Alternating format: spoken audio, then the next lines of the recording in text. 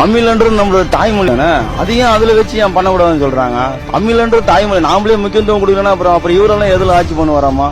இவரு கமலஹாசன் தமிழ்ல பேசுறதுனா அப்ப அவர் எதுல பேசி இது பண்ண வராமா? அப்ப மக்கள் வந்தா இங்கிலீஷ்ல பேசினா மக்களுக்கு புரியுமா? சீமான் தானே. நான் அவரோட நிறைய இன்டர்வியூஸ் எல்லாத்தையும் பாத்துருக்கோம். அப்ப இருந்து கொஞ்சம் ஒரு இம்ப்ரெஷன் இருக்கு.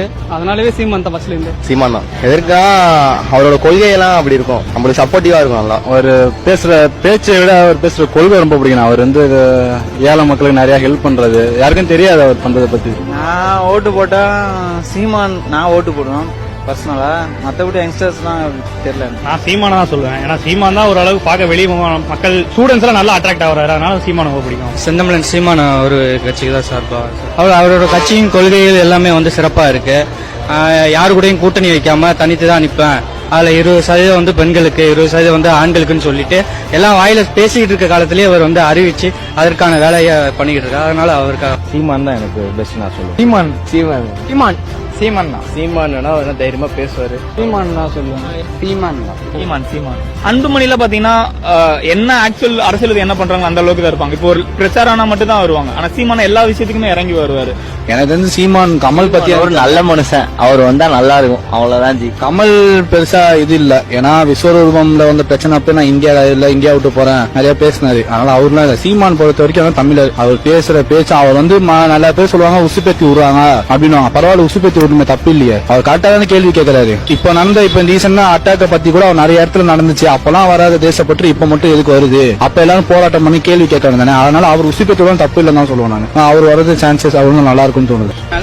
ஓட்டெல்லாம் வேஸ்ட் பண்ண முடியாது. நோட்டாக போட்டு நோட்டாகலாம் போட்டோம்னா ஓட்டு வேஸ்ட். அப்ப எதுக்கு நம்ம ஓட்டேரி வாங்கிட்டு நம்ம தானே ஓட்டு போட்டு வர வைக்கிறோம். தேடணும், எவன் நமக்கு பண்ணுவான் அது மாதிரி தேடணும். பண்ணுவோம்னு நினைச்சதான் அது ஓட்டு போடுறோம். ஆனா பண்றது இல்ல. ஓட்டு வைகோ சீமானை பொறுத்த வரைக்கும் எனக்கு சீமான் ரொம்ப பிடிக்கும். அவர் பேச்சு நல்லா பண்ணுவாரு.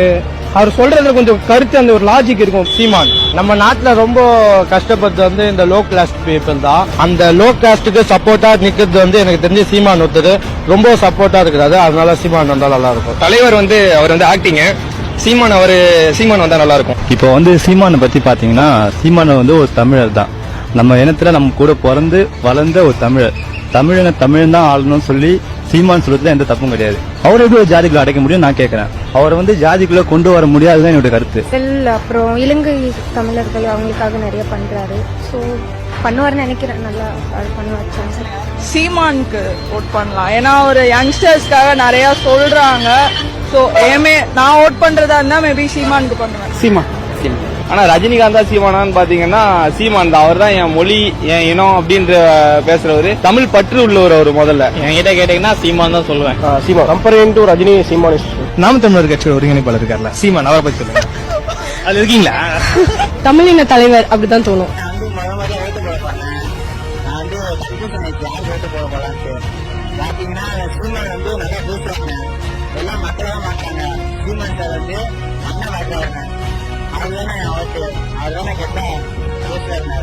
நாம் தமிழர் கட்சி மட்டும் சும்மா சொல்லிட முடியாது. ஏன்னா தமிழனுக்காக போராத ஒரே ஆள் அவர் தானே இப்ப இருக்காது நான் நினைக்கிறேன். எல்லாவற்றையும் மாற்றுவதற்கு பெருங்கனவோடு உங்கள் பிள்ளைகள் இருக்கிறது. இதை புரிந்து கொண்டு என்னிலும் இளைய என் தம்பி தங்கைகள் பேரெழுச்சியாக நீங்கள் அரசியல் களத்திற்கு வரணும். அரசியல் வேண்டாம் என்று நீங்கள் விலகி நிற்கலாம், ஆனால் உங்களை விட்டு அரசியல் ஒருபோதும் விலகாதுங்கிறார் அரிஸ்டாட்டில். அரசியல் வேண்டாம் என்று நீ விலகி நின்றால் நீ எவனை அறிவிருக்கிறாயோ அவன் ஆட்சியின் கீழ வாரில் நேரிடும் என்கிறார் பிளாட்டோ. அரசியல் என்ற எண்ணம் இல்லாதவன் மனிதனாகவே இருக்க முடியாது என்கிறார் அண்ணல் காந்தியடி.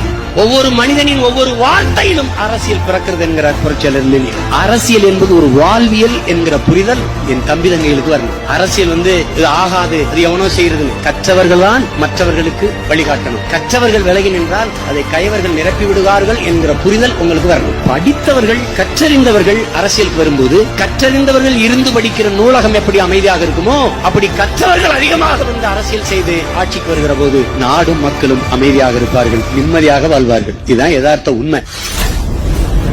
இதை விளங்கிக் கொண்டு அறிவார்ந்த எனது தமிழ் இளம் தலைமுறையினர் நீங்கள் இந்த அரசியல் களத்திற்கு வர வேண்டும். நாம் தமிழர் கட்சி வளர்வதற்கு வெல்வதற்கு நீங்கள் வாய்ப்பு தர வேண்டும். உணர்வுள்ள ஒவ்வொரு தமிழ் பிள்ளையும் இந்த மண்ணின் பிள்ளைகள் ஒவ்வொருவரும் இணைந்து இது ஒரு மாபெரும் அரசியல் படையாக மாற்ற வேண்டும். உங்கள் அனைவருக்கும் அன்பு வணக்கம். நன்றி. நாம் தமிழ்.